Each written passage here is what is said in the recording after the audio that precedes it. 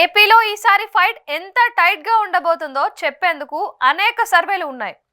అలాగే అనేక అంచనాలు కూడా వెలువడుతున్నాయి.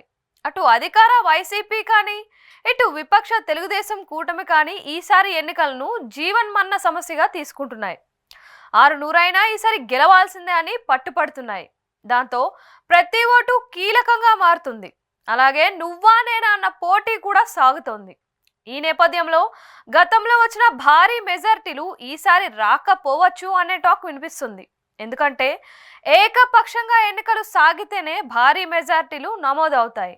కానీ పరిస్థితి చూస్తే అలా లేదు అని రాజకీయ పండితులు అంటున్నారు. ఈ నేపథ్యంలో ఈసారి భారీ మెజారిటీలు ఎక్కడ వస్తాయి అన్న దాని మీద అప్పుడే అన్వేషణ మొదలైంది. కనీసంగా పట్టుమని 10 సీట్లలో కూడా భారీ మెజారిటీ వచ్చే సీన్ అయితే ఉండదని భావిస్తున్నారు. దాంతో ఈసారి స్వల్ప మెజారిటీతోనే గట్టెక్కే నేపథ్యం ఉంటుందని టాక్. మరోవైపు చూస్తే 30,000 భారీ మెజారిటీలు ఈసారి చూడగలుగుతామా అన్న చర్చ కూడా సాగుతోంది. ఇదే 2019లో అయితే ఏకంగా 20,000 మెజారిటీలు పైబడిన సీట్లు చాలానే ఉన్నాయని చెప్పుకోవచ్చు. అలాగే 30,000 మెజారిటీ దాటినవి కూడా పదుల సంఖ్యలోనే సీట్లు ఉన్నాయి. అలాగే 1,00,000 పై దాటిన మెజారిటీలు కూడా వచ్చాయి. ముఖ్యమంత్రి వైఎస్ జగన్కి అయితే 90,000 ఓట్ల మెజారిటీ వచ్చింది. అదే ఊపులో 40,000, 50,000 మెజారిటీలు కూడా టచ్ చేసినట్లు సీట్లు అనేకం కనిపిస్తున్నాయి. ఇవన్నీ వైసీపీ గెలిచిన సీట్లుగానే ఉన్నాయి. ఎందుకంటే భారీ ప్రభంజనం జగన్కి అనుకూలంగా 2019 ఎన్నికల్లో వీచింది. జగన్ నాయకత్వంలో వైసీపీకి 151 సీట్లు ఆనాడు లభించాయి. అదే సమయంలో టీడీపీకి కేవలం 23 సీట్లు మాత్రమే వచ్చాయి. జనసేనకు 1 సీటు దక్కింది. ఇదిలా ఉంటే ఈసారి ఫుల్ టైట్ గానే ఎన్నికల యుద్ధం సాగుతోంది. దాంతో ఎవరికి భారీ మెజారిటీలు వస్తాయన్నది కూడా చర్చగా ఉంది. బడా నాయకులు, బిగ్ స్టార్లు కూడా పెద్ద మెజారిటీలు సాధించగలరా అన్న డౌట్లు వస్తున్నాయి. ఏపీ మొత్తం ఉన్న 175 సీట్లలో దాదాపుగా 80% సీట్లలో ఈసారి మెజారిటీలు 10,000కు మించి ఉండకపోవచ్చు అన్న అంచనా కడుతున్నారు.